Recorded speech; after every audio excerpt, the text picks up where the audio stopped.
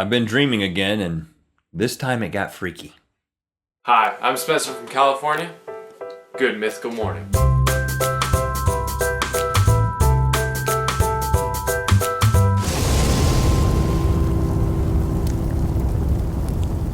Good mythical morning. This episode is brought to you by Catulas.com, where you can get the Red Cup Cool Koozie. It's for people who want to drink out of a can but want to look like they're drinking out of a red Solo cup. Catulas.com. It's pretty soft. Oh, how you feeling today? Good, I'm hydrated. That's good, and it's also a cool beverage. My tongue feels better, thanks for asking. It's still itching, but the knot is smaller, and now I just got a zit on my forehead. You see that? It's like a horn growing out of the center of my skull. Well, this could be a good thing. Ultimately. If you could choose to have antlers or a horn or none, which would you choose? I think I go with antlers because I have a pretty long face and tall hair to begin with. So you want to widen it out. out? So it's going to get really pencil heady if I go with a horn, but antlers would really widen it out. See, right now, I'm asking questions that then plant thoughts into your mind that you can dream about and understand what you really desire. Because only in dreams can we understand what we really desire. Right? I'm just going to talk about the dream I had because it's... Right, we just got to get to it. It's been freaking me out. It's been freaking everyone that I've been telling about out. And my theory is that it will reveal some sort of desire that you have. Okay. But let's just see. Maybe not. Freaky. Okay, now we've talked about dreams several times on Good Mythical Morning. We have. And if you watch season 1, you know that I'm into dreaming and I have tried to lucid dream, and I'm more disciplined at times, but I'm kind of going through a phase where I haven't really been thinking about dreaming. I've just been distracted. I've been doing a lot of other things. I haven't been writing down my dreams when I wake up. I haven't been trying to remember them that much. All that requires discipline. Yeah, and I don't have a lot of discipline if you didn't notice. So, the other night, I was in the bed that I usually share with my wife. Okay. As in pretty much every night that we're at home. I don't usually sleep on the couch kind of thing. We share a bed. That's a sign of a healthy relationship. Yes. Now, my wife nor I, neither of us, talk in our sleep.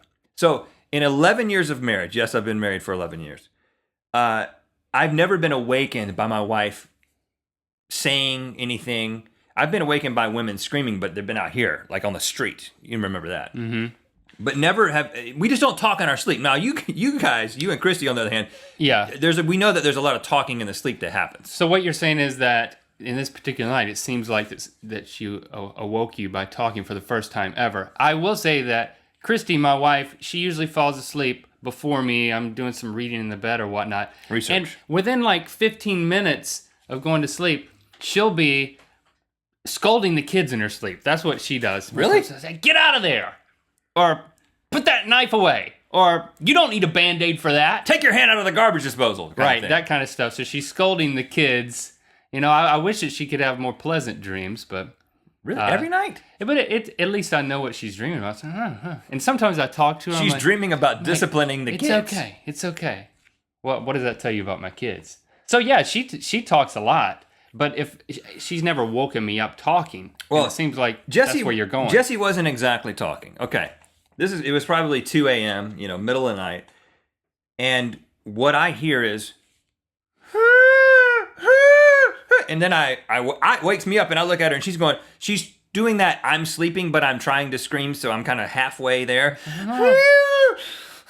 like a mouth half. Did she look like that? She's prettier than that. I should hope so. And I go to the side of her. I know what you're saying though. It's like I'm asleep, but it's like sometimes I talk like this when I'm sleeping. You're not fully there. You don't get all the words. But so then she kind of comes out of it, and she's awake, and I'm like, she's like, it kind of ended with a little bit of a screech. And so I was, "Hey, are you? What's wrong?" She was like, "I was having a bad dream." I was like, "Duh," And at that moment... What time was this, by the way? 2 a.m. Okay. Approximately. At that moment, I said to myself, that's weird. I was just having a nightmare. And she awoke me from my nightmare.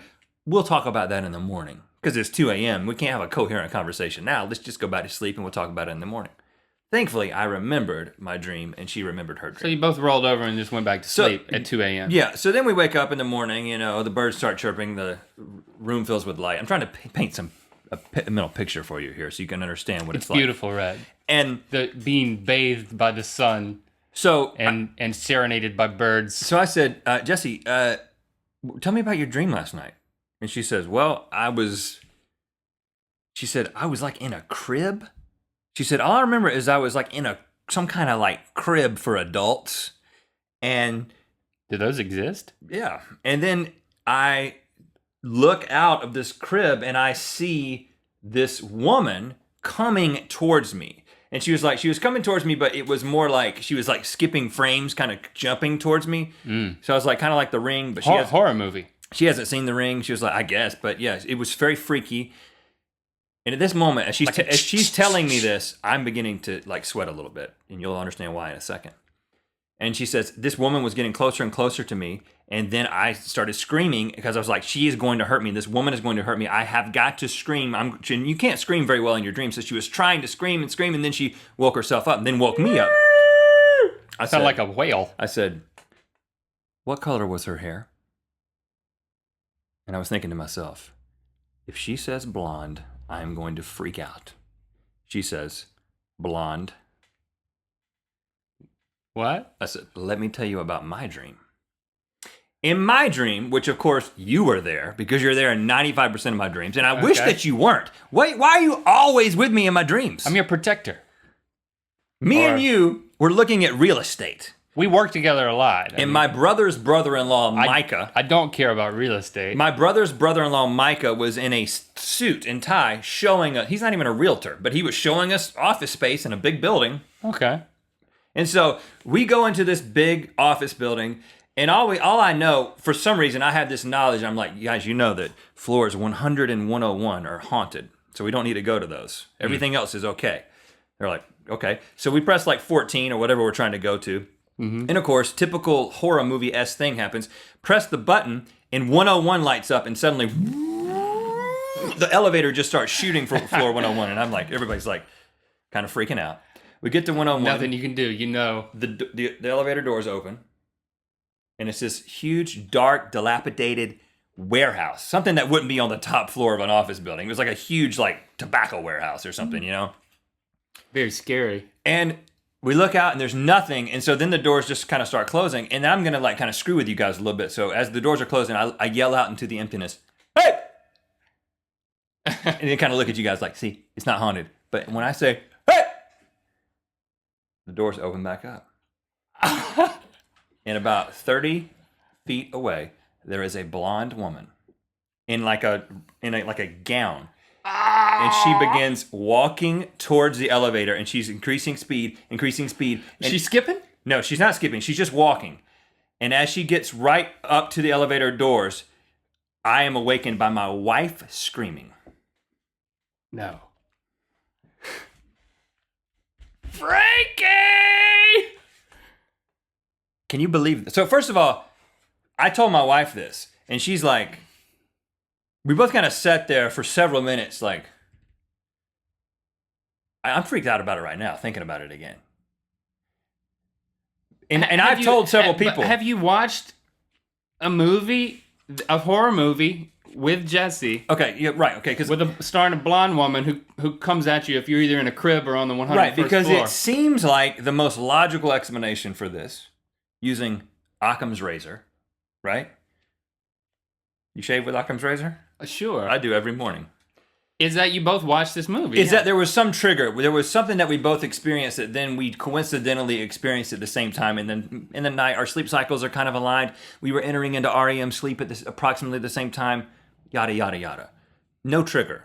Nothing. No. She doesn't watch horror movies. By default, I end up not watching horror movies. There's no blonde woman. Now, your wife is blonde.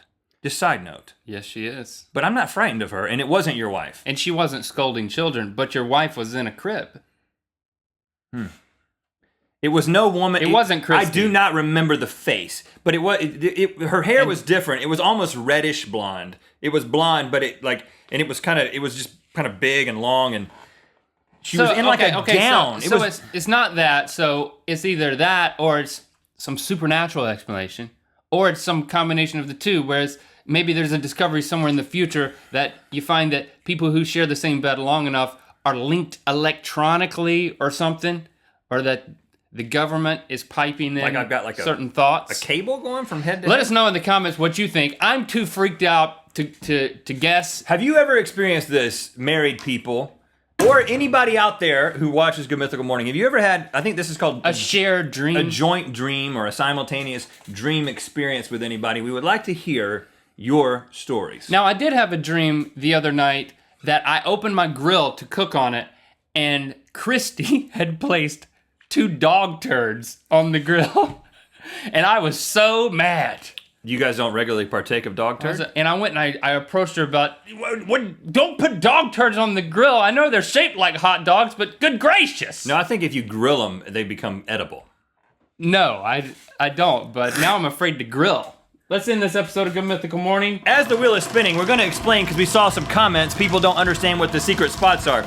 These secret spots, the 3 secret spots on the wheel, we don't know what they are. We don't know. Jason has written these down. We don't know what they are. They're secret to us. And I'm told that some are good, some are bad, and, And they require a little bit more effort to do, whatever they might be. Intense eyebrow workout. We also need Mythical Wheel suggestions from you. You can give those to us, Twitter, Facebook. Up, down, up, down, alternate. You're actually better with your eyebrows than me. Yeah, I can alternate. This one's paralyzed. You can't alternate? No, I can do this and that. This and that.